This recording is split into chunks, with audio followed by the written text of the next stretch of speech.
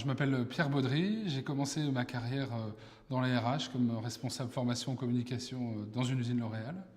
Puis j'ai continué dans le conseil, toujours autour du sujet qui me passionnait, qui continue à me passionner, qui était l'apprentissage chez l'adulte, comment l'adulte apprend. J'ai fait plusieurs cabinets de conseil, jusqu'à créer mon cabinet, la spécialiser sur le management de l'innovation. Il y a des liens assez étroits entre l'apprentissage et l'innovation, et c'est ce qui m'a mené à créer mon cabinet Inoco. En parallèle, j'ai des activités d'enseignement. J'enseigne dans une école qui s'appelle l'ISIT, la sociologie et le management.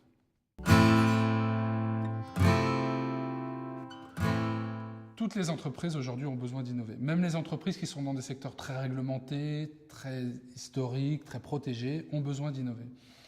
Pour deux raisons. D'abord, aujourd'hui, dans la compétition internationale, le seul levier qu'on a dans les mains, nous, économie occidentale, c'est le levier de la compétitivité hors prix. On ne va pas être compétitif vis-à-vis des Chinois en cassant les salaires, en baissant nos coûts. On ne peut l'être qu'en proposant des produits avec plus de fonctionnalités, plus haut de gamme, plus innovants. C'est ce qu'on appelle la compétitivité hors prix. La deuxième raison, c'est qu'aucun secteur n'est à l'abri, et même celui de l'assurance, n'est à l'abri de l'arrivée de nouveaux acteurs. On pense à un modèle particulier qui est le modèle peer-to-peer, c'est-à-dire les pairs qui s'organisent entre eux, qui entrent dans un certain nombre de secteurs. On pense à l'alimentation, l'hôtellerie, la location de voitures, mais aussi le secteur de l'assurance. En Angleterre et en Allemagne, par exemple, sont nées des entreprises comme en Allemagne Frenchurance, en Angleterre J-Float, qui sont des regroupements de particuliers qui viennent mutualiser leurs risques et réassurer les plus gros risques par ailleurs, mais qui proposent une offre d'assurance peer-to-peer. C'est finalement le modèle historique de la mutuelle, du monde mutualiste, qui est réinventé ici, plus proche de ses consommateurs, plus proche de ses utilisateurs. Donc, l'entreprise ne peut pas ne pas innover, pour des raisons de compétitivité, pour des raisons d'arrivée de nouveaux acteurs. Alors, je parlais des petits acteurs, on peut aussi parler des gros acteurs. Songez à l'arrivée dans le secteur de l'assurance, par exemple, d'acteurs comme Google, Facebook, Twitter, des acteurs qui ont une quantité d'informations considérable sur les gens qui les utilisent. Ces informations étant nécessaires à la création de produits d'assurance, à l'actuariat, etc. Ces grands acteurs du numérique, qui ont d'abord beaucoup de cash, possèdent beaucoup d'informations et peuvent rentrer dans n'importe quel secteur très très vite. Donc, aucune entreprise n'est à l'abri de l'innovation.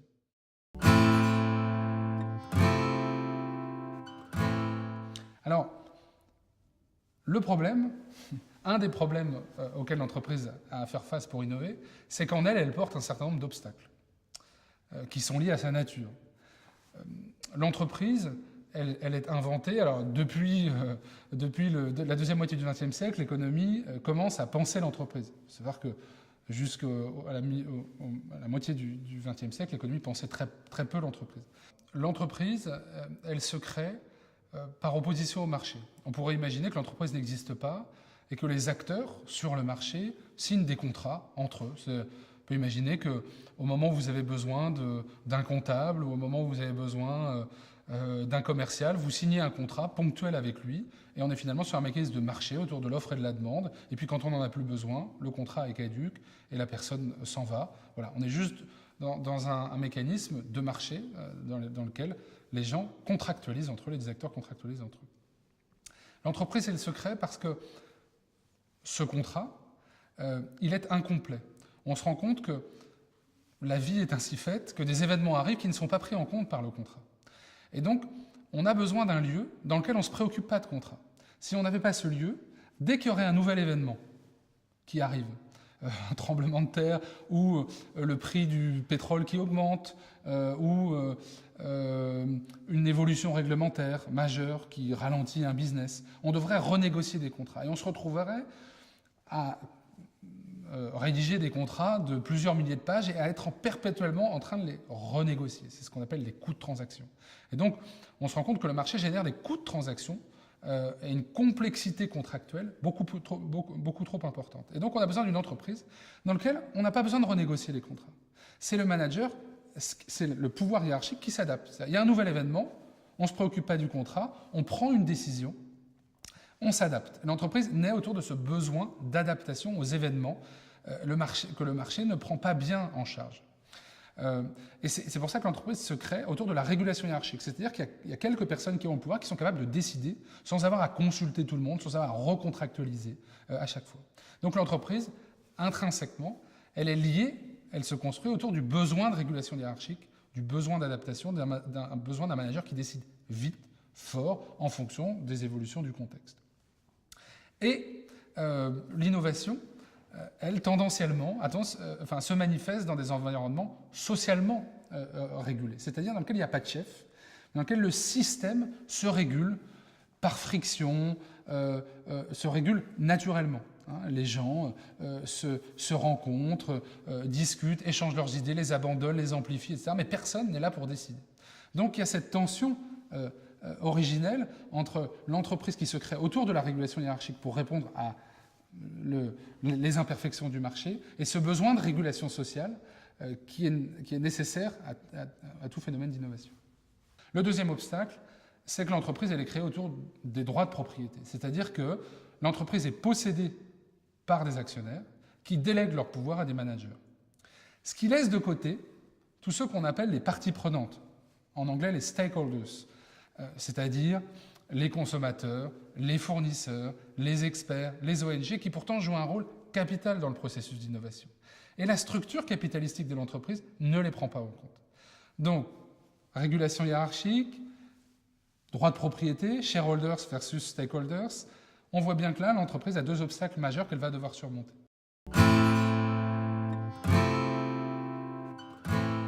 Alors pour les surmonter, deux leviers, parce que ce n'est pas la fin de l'histoire, l'entreprise peut quand même innover, deux leviers, l'organisation et le management. La question va être, pour l'entreprise, de savoir comment non pas se réorganiser en interne, ça elle l'a fait ad nauseam, mais comment réorganiser ses frontières. C'est-à-dire comment mieux travailler avec ses périmètres, avec ses fournisseurs, avec ses consommateurs. Un secteur qui a très bien réussi et qui marche, c'est l'aéronautique. On appelle ça le concept de la quasi-intégration, c'est-à-dire que l'aéronautique travaille avec son écosystème. Elle est partie prenante de ses fournisseurs, et ses fournisseurs sont partie prenante. Elle travaille aussi avec les banques pour inventer des modèles de financement de l'aéronautique. Elle va travailler avec les compagnies aériennes pour inventer aussi le nouvel habitacle. Donc l'aéronautique a réussi cette quasi-intégration, non pas à absorber tout l'écosystème, mais à créer des modes de travail qui fait que ces frontières s'assouplissent. Le deuxième levier, c'est le management, peut-être le plus important. On voit bien que la régulation hiérarchique n'est pas ce qui favorise le plus l'innovation. Ça ne veut pas dire que c'est la fin des managers. Ça veut dire que le manager doit recomposer son rôle et son identité autour de plusieurs pôles. Le premier étant d'intensifier son système d'interaction. C'est-à-dire, il doit se poser la question de se dire, les gens qui sont dans mon équipe, est-ce qu'ils rencontrent beaucoup de monde ou est-ce qu'ils rencontrent peu de monde? Est-ce qu'ils rencontrent des gens différents ou est-ce qu'ils rencontrent toujours les mêmes personnes? Donc le premier rôle du manager va être de créer autour de son équipe un système d'interaction très intense et très inhabituel. C'est rencontrer beaucoup de gens et des gens différents. Et ça, le manager, il a des leviers pour faire en sorte que son équipe rencontre des tas de gens. Ça va créer l'innovation. Deuxième chose, le manager, il doit remettre le faire au centre de son action. C'est-à-dire arriver à expérimenter beaucoup plus vite. Aujourd'hui, entre l'idée et la réalisation d'un projet, le temps est beaucoup trop long. Et le manager, il doit favoriser l'expérimentation. Quand un collaborateur vient le voir avec un projet, sa réponse ne doit pas être « fais-moi des slides et on va en parler à N+1, N+2 et on va faire des réunions, etc. » Et 8 mois plus tard, on a découragé tout le monde. Mais il doit être « ok, on va trouver une zone d'expérimentation et tu vas tester ton idée et on va voir si elle marche. Si elle ne marche pas, on l'abandonne. Si elle marche, on continue à avancer, à la raffiner. » Ça implique, troisième élément, après l'intensification des systèmes d'interaction, la capacité à expérimenter, ça implique aussi que le manager doit avoir une relation à l'erreur complètement différente.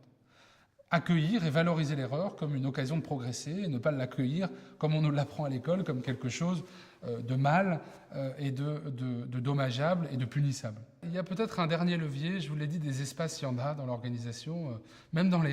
On a identifié que même dans les espaces les plus contraints, comme les prisons, il y avait des espaces de liberté. Donc dans l'entreprise, il y a des espaces de liberté et il faut savoir les saisir. Le moteur de tout ça, c'est sans doute le désir. Et l'innovation, parce qu'elle fait travailler les gens sur des nouveaux territoires, parce qu'elle leur fait prendre des risques, parce qu'elle leur fait apprendre, peut être une source considérable de désir. Et c'est sans doute un des moteurs essentiels qui va faire que les managers vont aller dans ces espaces sans y être totalement ou sans attendre une autorisation préalable. Le désir est donc certainement quelque chose d'extrêmement important.